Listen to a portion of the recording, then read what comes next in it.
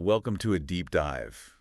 I think as a philosopher, you're going to find especially interesting. Oh, yeah. We're going to be kind of digging into the work of Thomas Kuhn, Thomas Kuhn, yeah. a figure who really shook up the philosophy of science world. Yeah. And we're going beyond, Uh-huh. the typical intro-level stuff that you might have come across. Yeah, what's so interesting to me about Kuhn is that he had this really unusual trajectory. He starts in physics, Right. then he goes into history of science, Yeah. and then finally lands in philosophy of science. Yeah. So you wonder how someone with that background would approach this idea of how science works. Right, absolutely. Right. So for this deep dive, we're using the Stanford Encyclopedia of Philosophy's entry on Thomas Kuhn as our kind of compass here. Okay. And our mission is to provide you with a clear, insightful understanding of Kuhn's ideas, Right. particularly those that, as a philosopher, I think are going to really spark some deep thinking. Yeah. So one of Kuhn's most famous contributions is this idea that scientific progress isn't this neat, linear journey. Right. He saw it more as a cycle of what he called normal science, punctuated by these dramatic shifts he called scientific revolutions. Yeah, and that's a huge departure from this traditional cumulative view of science. Yeah. That it's just this steady progress. Right. He really saw these periods of normal science as more about puzzle solving Okay. within a fixed framework. Yeah. And that framework, he calls it a disciplinary matrix, which is essentially a set of shared beliefs, values, and tools that define a scientific community. So it's almost like they're working within a specific worldview, a set of guidelines that determine what questions they even ask and how they interpret their findings. Yeah, totally. But then how did these scientific revolutions come about? They sound They much were. more disruptive. They are much more disruptive. So think about it this way. During normal science, scientists will encounter anomalies. Okay. These bits of data that don't quite fit with the prevailing paradigm. Yeah. At first, they might try to explain them away or ignore them. Makes sense, right? If you've built your entire career on a particular way of thinking, you're not going to just abandon it because a few data points don't line up. Exactly. Yeah. But when those anomalies become so persistent and so significant that they can't be ignored, Yeah. that's when we get a sense of crisis. And that crisis leads to a scientific revolution. Okay. And a revolution is not just a faster version of normal science, it's a complete paradigm shift. Huge. It's a fundamental change in the way scientists view the world and do their work. So it's like the rug is pulled out from under them, scientifically speaking, Yeah. and they have to find a new foundation, a new way of making sense of things. Yeah, exactly. And this really challenges the notion that science is always progressing towards some ultimate objective truth. Right, it does. And that's where this idea of Kuhn loss comes in. Kuhn loss. Kuhn suggested that during these revolutions, some previously explained phenomena may actually lose their explanations. Wow, that's interesting. So it's not always additive.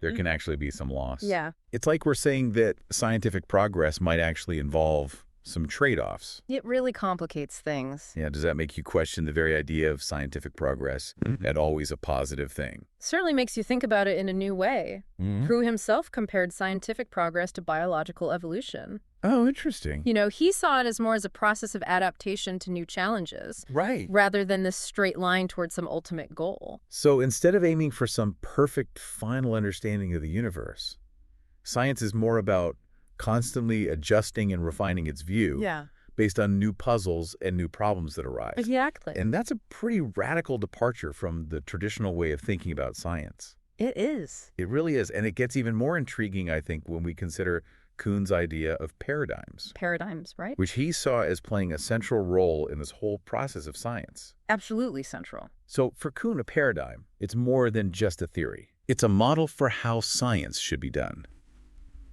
A set of exemplars that guide future research Yeah. and really define what counts as a valid scientific explanation. I always think about, when I think about paradigms, I think about Newton's Principia. Right. It wasn't just a new theory of gravity, it was a whole new way of doing physics. Right. A model. A model that set the standard for centuries. It's like a blueprint almost that Yeah. provides a framework for asking questions and interpreting data and even designing experiments. Yeah, and you're right, it really challenges this idea that science is based solely on rigid, abstract rules. Right. It's much more, I don't know, embodied or something. It is more, I think you said, it's embodied. Yeah. And this leads us to one of the, I think, most challenging and philosophically fascinating aspects of Kuhn's work, the concept of incommensurability.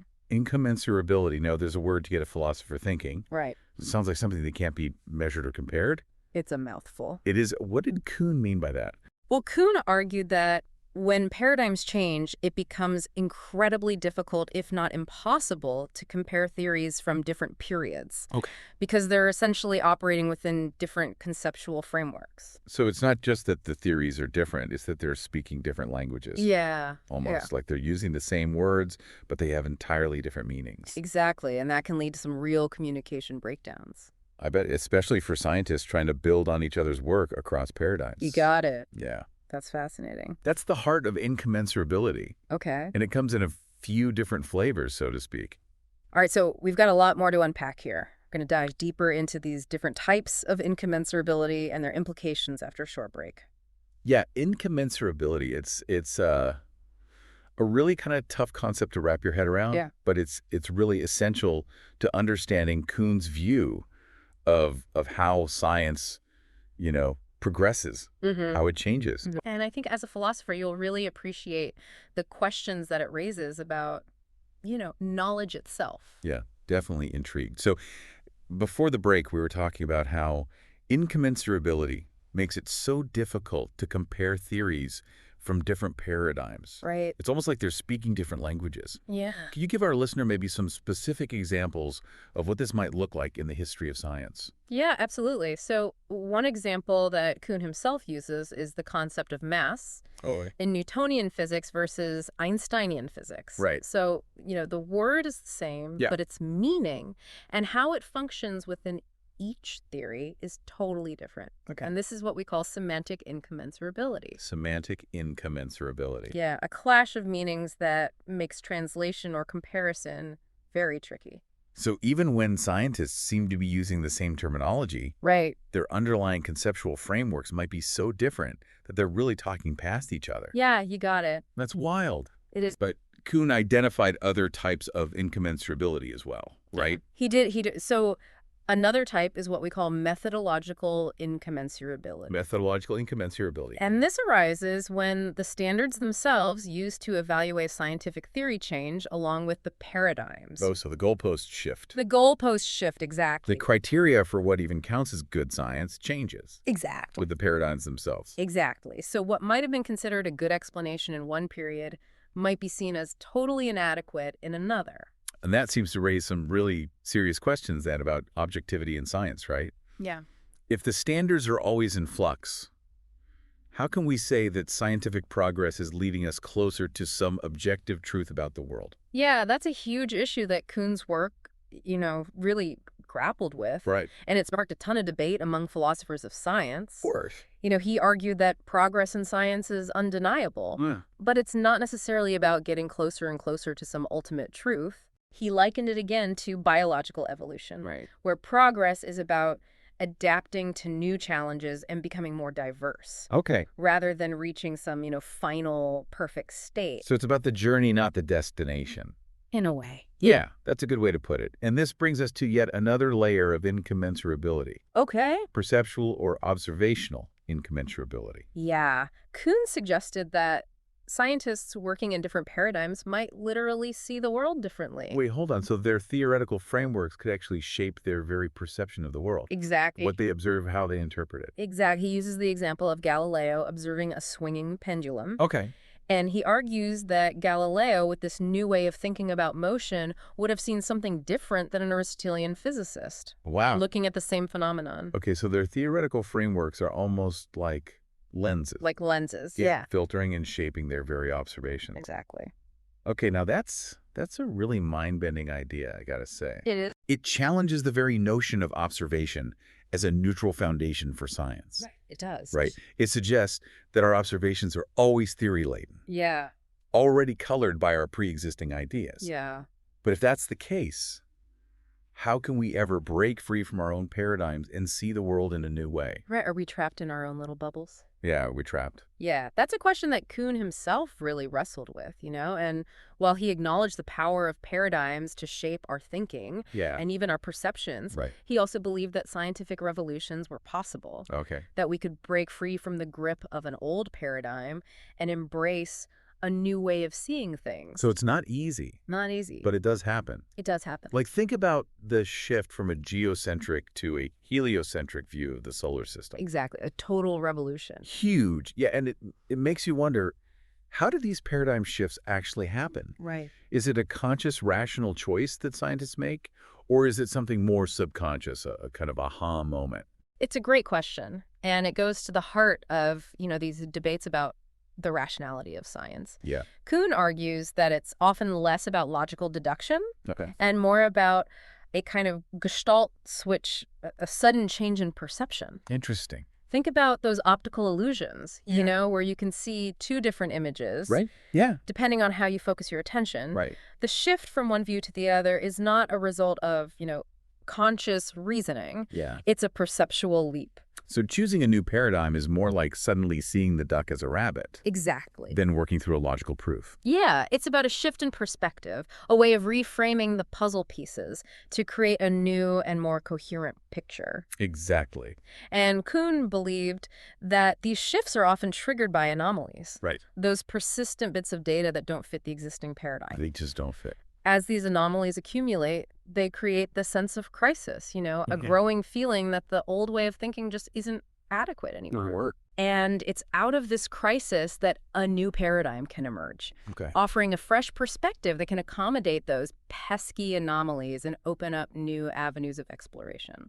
But if these paradigm shifts are more like these perceptual leaps than these rational choices, doesn't that make scientific progress seem a bit less, scientific? That's a common criticism. Right. But Kuhn argued that this doesn't make science irrational. Oh. It simply means that science is a more complex process than we might have previously thought. Right. It involves both reason and intuition, both logic and imagination. Right. And it's this interplay of different modes of thinking that allows science to adapt to new challenges and, push the boundaries of knowledge. Makes you wonder if those who accuse Kuhn of undermining the rationality of science are actually clinging to a rather rigid and outdated view of rationality itself. I think you're right. I think you're onto something there. Yeah. Kuhn's work really challenges us to expand our understanding of how knowledge is created and transformed. It's not always about following a set of rules or applying a fixed method. Right. Sometimes it requires taking a leap of faith, embracing a new perspective, and seeing the world with fresh eyes. Right. It's like that famous quote from Einstein, right? We can't solve problems by using the same kind of thinking we used when we created them. Exactly. But if these paradigm shifts are so crucial for scientific progress, how do they actually come about? Yeah. Do they just emerge spontaneously?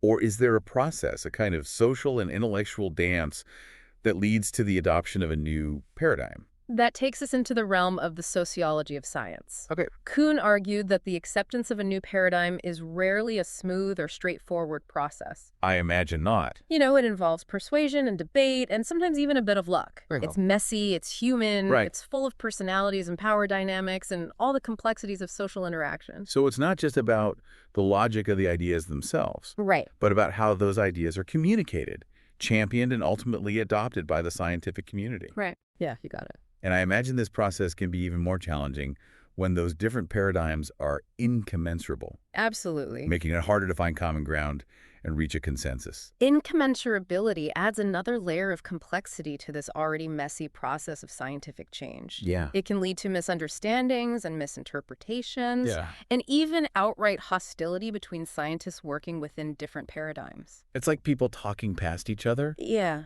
But with really high stakes. Exactly. Makes you realize that these scientific revolutions aren't just about changing ideas. Right. They're about changing minds. Yeah. And that's never an easy task, especially when you're talking about people's deeply held beliefs and worldviews. Exactly. Kuhn's work highlights the human dimension of science, Right. the role of social and psychological factors in shaping the production and acceptance of scientific knowledge. And this brings us to another really important aspect of his legacy, I think. Yeah. The impact of his work on the social sciences. The social sciences, right? Kuhn's ideas didn't stay confined to, philosophy of science. Right. They tried. They spread to other disciplines, often with both positive and potentially problematic consequences. So we've got a lot to dig into here about how Kuhn's ideas were received in the social sciences. We do. How they were embraced, challenged, and sometimes even misinterpreted. Yeah. We'll consider what this all means for our understanding of science knowledge and the human quest to make sense of the world around us when we come back after a short break.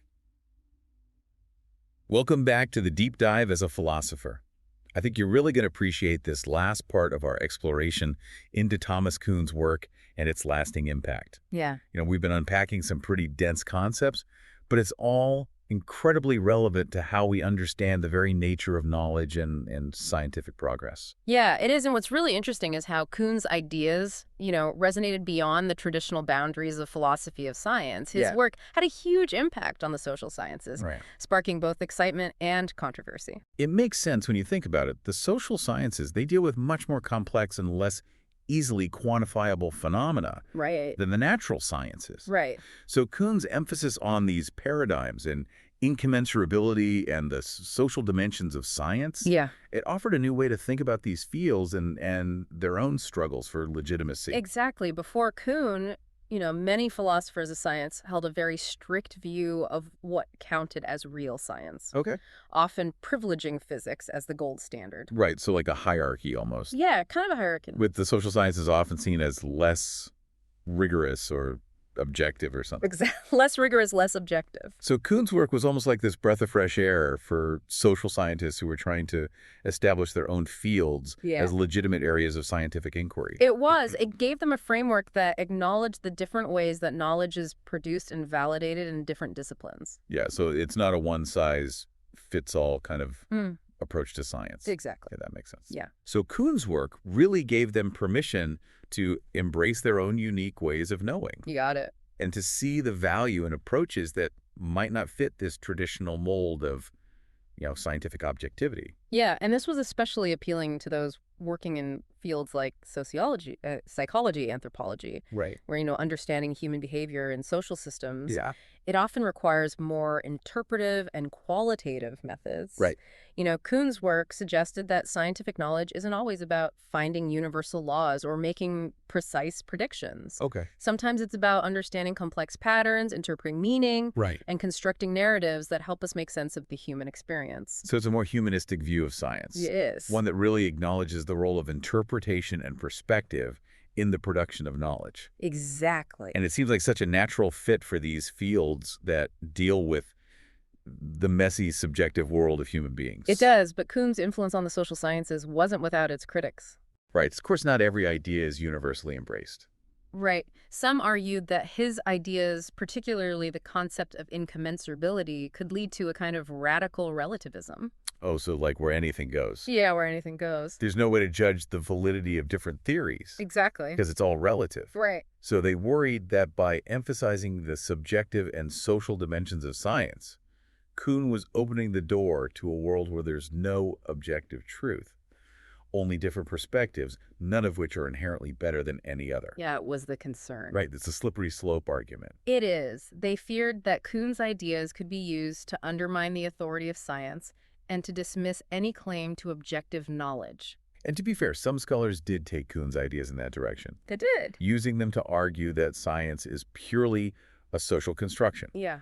A product of power relations and cultural biases. Right. So it's like they took his emphasis on the social context of science and ran with it. Yeah, they did. Pushing it to an extreme that Kuhn himself might not have even endorsed. Right. He always maintained that while social factors can influence science, they don't determine it entirely. Right. He believed that ultimately the success of a scientific theory depends on its ability to solve problems and make sense of the world. Yeah. Even if that world is shaped by our paradigms. Right. It's a really nuanced perspective. It is. It avoids those extremes of both naive realism and radical relativism. Right. It acknowledges the power of our paradigms to shape how we see the world. Right. But also recognizes that science is capable of breaking free from those paradigms. Yeah. And achieving genuine progress in our understanding of the universe. Exactly. And I think that's one of the most important takeaways from Kuhn's work. What is it? A reminder that science is a human endeavor, right, shaped by both social and intellectual forces. It's not this purely objective thing happening in a vacuum. Exactly. It's messy. It's dynamic. It's human. is human. And that's why Kuhn's work continues to be so relevant today, especially as we face these complex scientific challenges like climate change, AI, genetic engineering. Right, all these really big issues that we're grappling with. These issues require us to think critically about the nature of scientific knowledge, the role of values and biases in research, and the relationship between science and society as a whole. So Kuhn's ideas give us this valuable framework for navigating these really complex debates. They do. Right? They encourage us to question our assumptions, to be aware of the limits of our own perspectives. Yeah. And to really engage in open and honest dialogue across disciplinary boundaries. You've summed it up beautifully, and I think one of the most valuable lessons we can take from Kuhn is the importance of intellectual humility. Humility? Yeah, recognizing that our current understanding of the world is always provisional, right, always subject to revision, in light of new evidence and new ways of thinking. That's a powerful reminder, especially in an age where information is so readily available and opinions often clash with the force of certainty. Yeah, it's easy to get caught up in the idea that we have all the answers, right? Kuhn reminds us that we don't. We don't. And that's okay. Yeah. Kuhn's work encourages us to embrace the uncertainty, to acknowledge the limits of our knowledge, and to approach the world with a sense of wonder and open-mindedness. Well said. And on that note, I think it's time to wrap up this deep dive. Yeah. We've covered a lot of ground. We have. And I hope we've provided you, our philosophically inclined listener, with a deeper appreciation for the complexities of scientific knowledge and the enduring legacy of Thomas Kuhn's thought. Absolutely. And if Kuhn's work has sparked your curiosity, I really encourage you to delve deeper into his writings and explore the ongoing debates his ideas have inspired. And as you continue your own philosophical explorations, I want you to keep this question in mind. Okay. If, as Kuhn suggests, scientific progress often involves paradigm shifts and the potential for incommensurability, what does that mean for our pursuit of truth? It's a big question. It is a big question. Is truth a fixed point, or is it something that evolves and transforms along with our understanding of the world? That's a great question to ponder, and it's one that takes us right to the heart of what makes philosophy and science itself such a fascinating and endlessly challenging endeavor. Indeed. So, until our next deep dive, keep questioning, keep exploring, and keep embracing the beauty and complexity of the world around us. And as always, thank you for joining us on this intellectual journey.